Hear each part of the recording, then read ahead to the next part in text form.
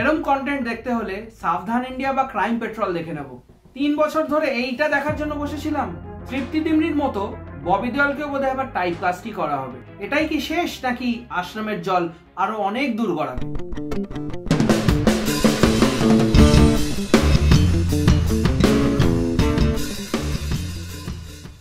জপনাম মানে নমস্কার, আমি আপনাদের হোস্ট টম থ্রাশ। আর আজকে থ্রাশ আওয়ারে আমরা ডিসকাস করব আশ্রম সিজন 3 পার্ট 2 নিয়ে। আপনারা যারা আশ্রম এখন অবধি দেখেননি তো তাদেরকে ছোট করে আমি গল্পটা বলে দিই। গল্পের মূল চরিত্র হচ্ছে Pammi Pehelwan, played by Aditi Pohankar, and Monty ওরফে বাবা নিরালা, প্লেড বাই ববি দেওল। এবার পাম্মি কিভাবে নানান সামাজিক, ধার্মিক এবং রাজনৈতিক প্রতিকূলতার বিরুদ্ধে গিয়ে বাবা নিরালাকে সবার সামনে এক্সপোজ করবে, এটাই হচ্ছে গল্পের মেন উদ্দেশ্য।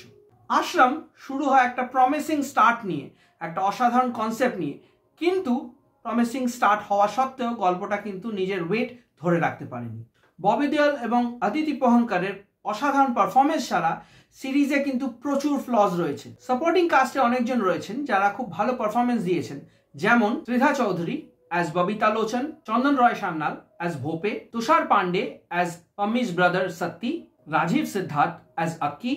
আবার সেরকমই হরেবল পারফরমেন্স দিয়েছেন অধ্যয়ন সুমন as টিঙ্কা সিং। সত্যি মনে হয় ওনার টিঙ্কা নড়ে গেছিল। উনি একটাই রোল পেয়েছেন এবং নিজে সব দিয়ে দিয়েছেন, মানে কিছুই আর রাখেননি নিজের কাছে। সিজন 2-তে ঈশা গুপ্তাকে রাখা হয়েছে। ওনার পারফরমেন্স নিয়ে আমি আর বেশি কিছু বললাম না, সেটা আপনারা দেখলেই বুঝতে পারবেন। বাট ওনার ক্যারেক্টারটা কেন লেখা হয়েছিল, কি জন্য লেখা হয়েছিল, এটা ডিরেক্টর নিজেই জানেন। শুধু ওনার ক্যারেক্টারটা যখন ইন্ট্রোডিউস করানো হলো তখন মনে হলো এটা খুব ইম্পর্টেন্ট ক্যারেক্টার, এটার গল্পের সাথে খুব বড় সিগনিফিকেন্স আছে। বাট সেরকম আলটিমেটলি কিছুই হলো না। ওনাকে রাখা আর না রাখা দুটো একই জিনিস হয়ে গেল। দর্শন কুমার প্লে করেছেন উজাগর সিং এর রোল, যিনি একজন পুলিশ অফিসার, এবং এনার ক্যারেক্টারটা খুবই হাফ বেকড। কখনো মনে হবে উনি খুব ভালো পুলিশ অফিসার, কখনো মনে হবে উনি খুব ইনকম্পিটেন্ট পুলিশ অফিসার। যদি ওনার পারফরমেন্স খুবই ভালো, বাট ক্যারেক্টারটা একদমই বাজেভাবে রিটেন। ক্যারেক্টার নিয়ে বলতে গেলে এটা বলতেই হয় যে ডিরেক্টর খুবই খামখেয়ালি।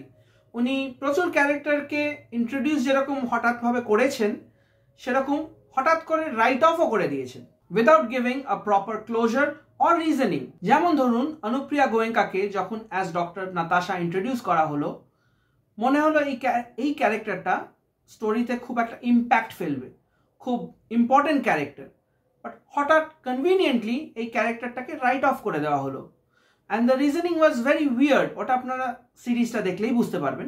সিজন 3 এর পার্ট 2 এর একটা স্পয়লার দিচ্ছি, যে আক্কির ক্যারেক্টারটাকে যখন মেরে ফেলা হলো, that was very poorly written, এবং বোঝাই যাচ্ছে যে ডিরেক্টর এই ক্যারেক্টারটা নিয়ে আর কিছু করতে পারবে না, ইনোভেটিভ কিছু বার করতে পারবে না। ওই জন্য বেস্ট এই ক্যারেক্টারটাকে মেরে দেওয়া, এবং it will be very funny যেভাবে ক্যারেক্টারটাকে মারা হয়েছে। জেনারেলি ডিরেকশনের দিক দিয়ে আপনি যদি দেখেন তাহলে প্রচুর লুপ হোলস রয়ে গেছে। যেমন ডিরেক্টর কিন্তু একটা proper train of thought maintain করতে পারেন না। উনি খুবই খামখেয়ালি। মানে হঠাৎ ধরুন একটা আইডিয়া ইন্ট্রোডিউস করলাম, হঠাৎ একটা প্লট পয়েন্ট ইন্ট্রোডিউস করলাম, কিছুক্ষণ পরে মনে হয় উনি ভুলেই গেলেন এবং পুরো অন্য ডিরেকশনে চলে গেলেন। আমরা ধরুন যখন হ্যারি পটার দেখছি, সেখানে যখন ভোল্ডেমর্টের ব্যাক স্টোরি দেখানো হচ্ছে, আমরা হরক্রাক্সের ব্যাপারে জানতে পারছি, এবং that is relevant to the plot. মানে এই হরক্রাক্সের ব্যাপারে যদি হ্যারি না জানতে পারতো তাহলে ভোল্ডেমর্টকে মারতে পারতো না। সেরকমই যখন বাবা নিরালা বা মন্টির ব্যাক স্টোরি দেখানো হলো, সেখানে কোনো তথ্য এমন উঠে এলো না যেটার সাথে স্টোরির কোনো রেলিভেন্স আছে, যেটাকে ইস্তেমাল করে পাম্মি কিছু করতে পারবে। That has nothing to do with the story. Ishwarnath বলে একজন ক্যারেক্টারকে ইন্ট্রোডিউস করা হয়, যিনি হচ্ছেন ওই আশ্রমের পুরনো একজন মেম্বার। তো তিনি অনেক হিস্ট্রি বলেন যে আশ্রমটা আগে কিরকম ছিল, কি করে মন্টি বাবা নিরালা হলো। তো এটা যখন দেখানো হলো, আমরা ভাবলাম এবার এগেন কোনো ভাইটাল প্লট পয়েন্ট বেরিয়ে আসবে, যেটাকে ইউজ করে, মানে ইস্তেমাল করে পাম্মি মন্টিকে সাজা দিতে পারবে, মন্টির এগেনস্টে লিগাল কোনো অ্যাকশন নিতে পারবে। But again that has nothing to do with the story. Pammi সেই যে তথ্যগুলো পেলও না, সেগুলো ইউজও করলো না, উজাগরও ইউজ করতে পারলো না। Again as a useless police officer ওই তথ্যগুলো সিম্পলি গিলে নিল। প্রচুর ইনভেস্টিগেটিভ পয়েন্টস উঠে আসে, যেহেতু 3খানা সিজন রয়েছে, আবার লাস্ট সিজনের 2খানা পার্ট রয়েছে। বাট এই প্রত্যেকটা পয়েন্টই এগেন স্যাডলি মেন স্টোরিকে এফেক্ট করতে পারেনি। মেন স্টোরি নিজের মতো এগোতে থেকেছে এবং এই প্রত্যেকটা প্লট পয়েন্ট এসছে এবং গেছে। অধ্যয়ন সুমনের ক্যারেক্টার টিঙ্কা সিং, এনাকে যখন ইন্ট্রোডিউস করানো হলো তখন বাবা লায়েঙ্গে ক্রান্তি বলে প্রত্যেকটা এপিসোড একবার করে গান শোনানো হলো। তারপর এই ক্যারেক্টারটা একটা ড্রাগের অ্যাঙ্গেল ইন্ট্রোডিউস করলো, যে কিভাবে পপি প্লান্টেশন স্টার্ট করা হবে। এই আইডিয়াটাকে এক্সপ্লোর করা হলো কয়েকটা এপিসোড ধরে। দেন আর একটা ক্লোজার দেওয়া হলো না যে এই জিনিসটা কি হলো, আলটিমেটলি এদেরকে কি এইটা ধরা পড়লো, নাকি এনারা এই আইডিয়াটা নিয়ে আরো এগিয়ে গেলেন। না, ডিরেক্টর মনে পরে ভুলেই গেল যে এরকম একটা ড্রাগের অ্যাঙ্গেল ছিল। পলিটিশিয়ানরা রং বদলায় আমরা সবাই জানি, কিন্তু ওনারা যে এরকম মেরুদণ্ডহীন গিরগিটি হন এইটা বোধহয় প্রকাশ ঝাই শুধু জানতেন। বিকজ উনি যেভাবে পলিটিশিয়ানদের ক্যারেক্টারগুলোকে লিখেছেন এগুলো হাস্যকর হয়ে গেছে। দেখুন, পলিটিশিয়ানরা নিজের কাজে সবাইকে ইউজ করে আমরা জানি, বাট এখানে দেখা যাচ্ছে বাবা নিরালা পলিটিশিয়ানকে নিজের কাজের জন্য ইউজ করে যাচ্ছে এবং তারা সুবোধ বালকের মতো সব মেনেও নিচ্ছে।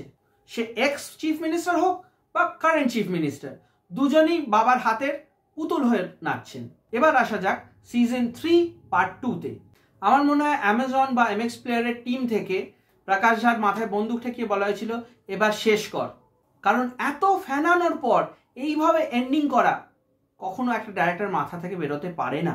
ক্রাইম থ্রিলার দিয়ে শুরু হলো, এন্ড করলো সফট কোর পর্ন দিয়ে। এতগুলো ক্যারেক্টারকে ইন্ট্রোডিউস করালো, এতগুলো প্লট পয়েন্ট সাজালো, শেষ করলো কি দিয়ে?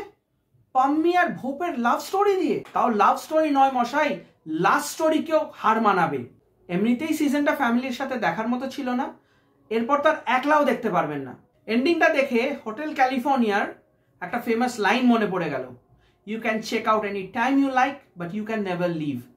আশ্রমে যারা লড়তে ঢুকলো, আশ্রমকে যারা ধ্বংস করতে ঢুকলো, তারাই আশ্রমের মেম্বার হয়ে গেল, তারাই আশ্রম রান করতে আরম্ভ করলো। এবং তাদের লিডারকে, সেই ভোপে যে এত মার্ডার করেছে, এত অত্যাচার করেছে সবার ওপরে, সেই মহিলারা ভোপেকে আশ্রমের লিডার হিসেবে মেনে নিল। সবাই বিকাও হয়ে গেল। এই পাম্মি যার পুরো ফ্যামিলিকে শেষ করে দিয়েছে বাবা নিরালা, অ্যান্ড ভোপে যার ভাইকে সুইসাইড করতে বাধ্য করলো, সেই ভোপেকে সে মেনে নিল অ্যাজ আ লাভার বয়। এটা মানা যায়? সবাই কি বিকাও হয়ে যায় যেমন আজকালকার সো কল রিভিউয়ার্সরা? এমনিতে যদি আপনি সিরিজের কোয়ালিটি নিয়ে বলেন তাহলে ডিরেকশন নিয়ে এত কিছু বললাম, সিনেমাটোগ্রাফি খুবই বেসিক। যেরকম একটা রিয়ালিটি শো, যেরকম ধরুন সাবধান ইন্ডিয়া বা ক্রাইম পেট্রোল হয়, ওই রকম ধরনের সিনেমাটোগ্রাফি। হ্যাঁ, ক্যামেরা কোয়ালিটি, কালার গ্রেডিং অনেকটাই বেটার, বাট খুবই এরাটিক, একটা পার্টিকুলার স্ট্যান্ডার্ড মেনটেন করে না। আপনি দেখলেই বুঝতে পারবেন যে যে সিনে ববি দেওয়াল রয়েছে ওখানে ক্যামেরা কোয়ালিটিটা একটু হাই, আবার যেখানে সাপোর্টিং কাস্ট রয়েছে সেখানে কিন্তু ক্যামেরা কোয়ালিটিটা যথেষ্ট লো। ডাবিং এর প্রচুর এরার রয়েছে, আপনি লিপস গুলো যদি রিড করেন তাহলেই বুঝতে পারবেন যে বলছে এক বাট শোনাচ্ছে আরেক। এন্ডিংটা নিয়ে আমি এটাই বলতে চাই যে characters like Bhope, they should not get a chance for redemption. Monty যেরকম গিল্টি ছিল, ভোপেও ইকুয়ালি গিল্টি ছিল, ববিতাও হয়তো গিল্টি ছিল। অন্যায় যে করে, অন্যায় যে সহে, দুজনেই কিন্তু সমান দোষী। এই ধরনের ওয়েব সিরিজ দিয়ে আমরা কিন্তু খুব বাজে মেসেজ দিচ্ছি।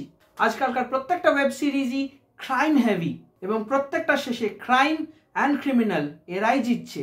ডিরেক্টর চেষ্টা করেছেন প্রচুর জায়গায় রিয়েলিস্টিক রাখার, কিন্তু কোথাও কোথাও উনি একটু মাস মশালা এলিমেন্ট ঢুকিয়ে ফেলেছেন। যেমন ধরুন টিঙ্কা সিং এর অবাঞ্ছিত গান, এশা গুপ্তার অডলি প্লেসড আইটেম নাম্বার, এগুলো কোনোটাই প্রয়োজনীয় ছিল না।